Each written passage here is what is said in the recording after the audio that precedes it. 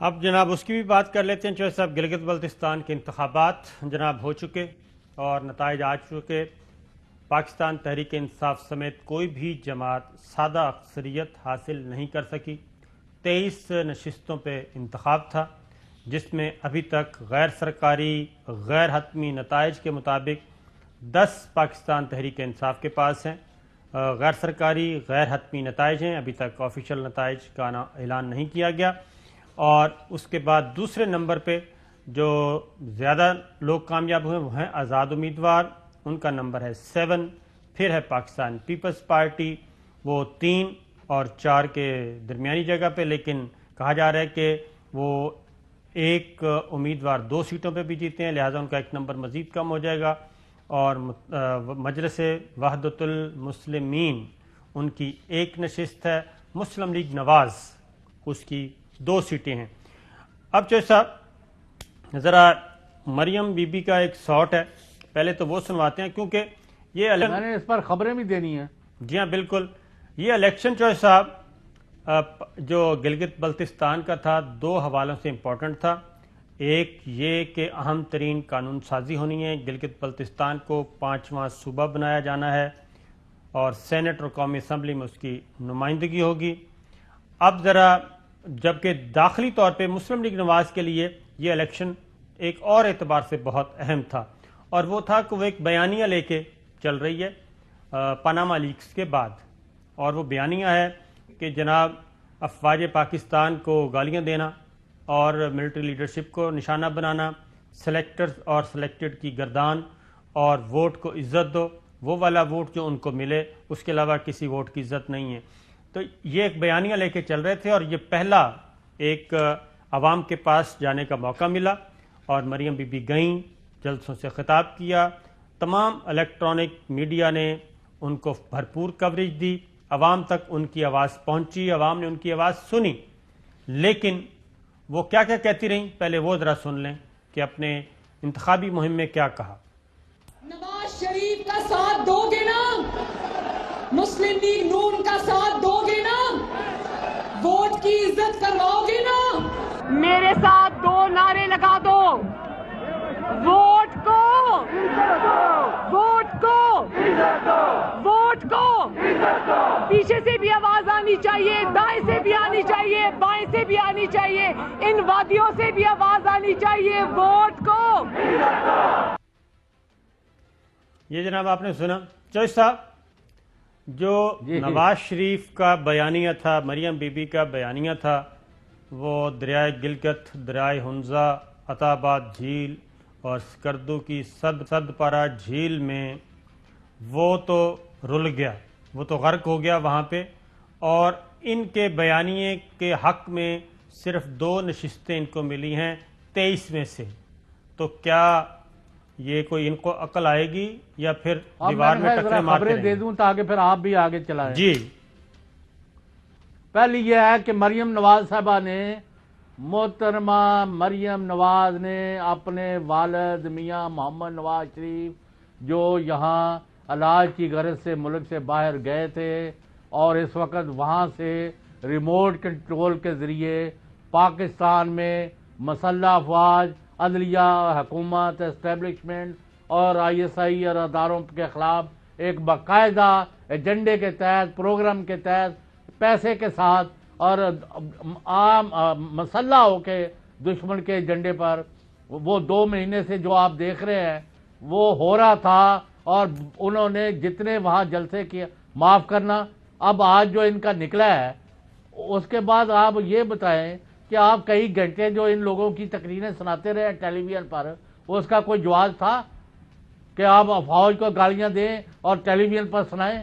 تو اچھا نا جیسا. اور آج اب پہلی بات ہے کہ میاں نواز شریف نے مریم نواز کو سخت غصے میں کہا کہ یہ کیا ہے، آپ تو وہاں جیت رہے تھے اور دھاندلی ہونے کے اس کے خلاف مہم چلانی تھی.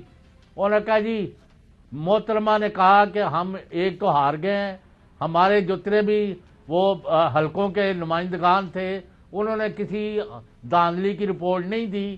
جو لاہور سے MNAs گئے ہوئے تھے ان کی بھی یہ رپورٹ ہے، تو ہمیں وہاں ووٹ نہیں پڑے.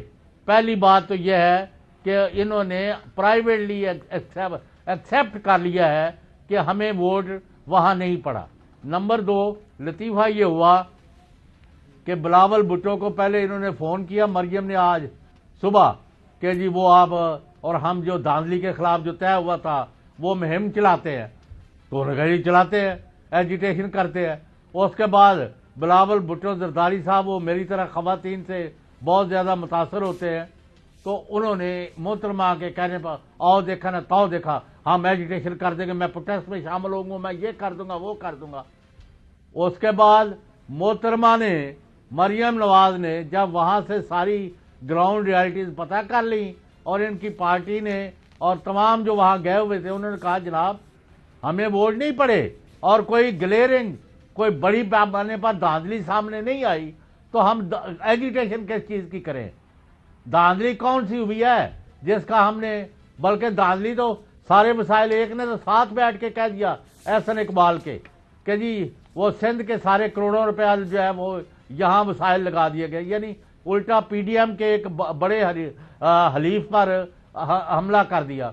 تو محترمہ جو ہے وہ الیکشن اپنی ایجیٹیشن سے شی وڈریو، نون لیگ جو ہے ایجیٹیشن کا اور احتجاج سے بھاگ گئی۔ تو بلاول نے بڑے سختی میں اور غصے میں فون کیا کہ محترمہ آپ نے کہا ایجیٹیشن کرنی ہے، پروٹیسٹ میں شامل ہونا ہے، تو اب آپ کہہ رہی ہیں ہم نے نہیں ہونا، تو ہمیں تو آپ نے پھنسا دیا ہے۔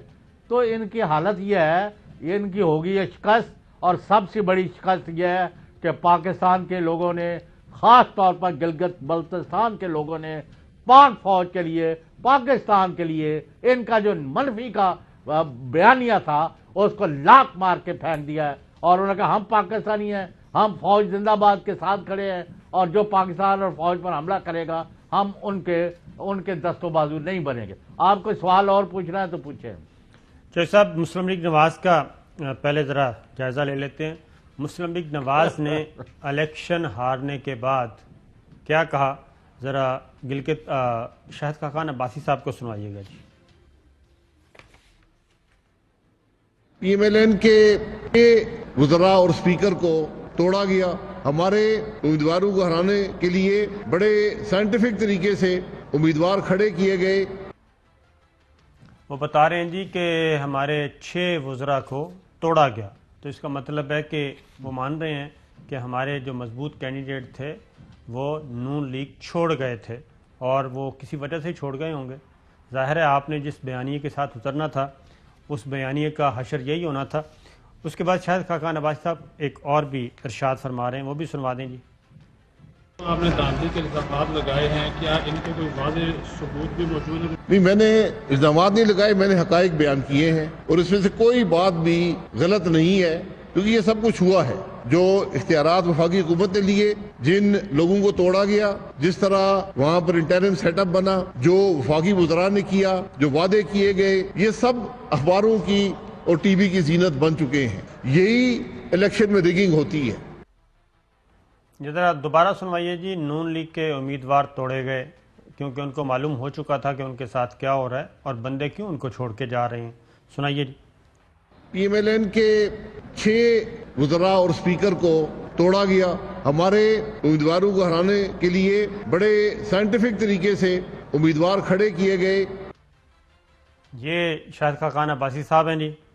اور اب اچھا صابر شاکر صاحب جی، وہ قطع کلامی، آپ کو شاید یاد نہ ہو تو ایک دفعہ بہت پہلے ایک انوکھی پہلوان آیا تھا جاپان سے، جی ہاں، جھارے کے ساتھ مقابلہ ہوا تھا، اور اکرم پہلوان نے ان کا مقابلہ کرنا تھا۔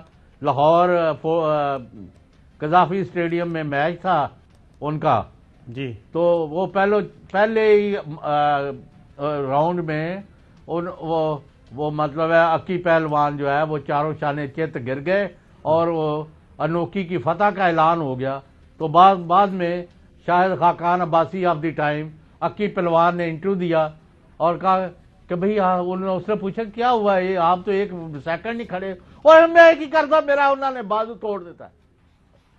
بھائی وہ تو اس نے توڑنا ہی تھا بازو، آپ بندے ان کے توڑ رہے تھے، آپ ملک پر حملہ کر رہے تھے، آپ فوج پر حملہ کر رہے تھے، آپ کے لوگ چھوڑ گئے ہیں، عبد القادر بلوچ ہو، صلاح اللہ زہری ہو، باقی ہو، آپ کے بہت سارے لوگ اس مادر وطن جس کے اوپر پل رہے ہو اس پر حملہ کرتے ہو، آپ توقع کیا کرتے ہو؟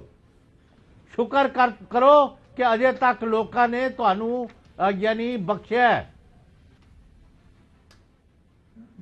وہاں وہ میں نے ابھی آپ کو بتایا کہ انڈین ٹی وی پر ننگی گندی گالیاں جو ہے پاکستان کا نام ہی بگاڑ کے وہ مخالفوں کو محبوبہ مفتی اور فاروق عبداللہ کے بچوں کو اور سب کا گالیاں میں نے کہا ٹیلی ویژن پر دے رہے ہیں۔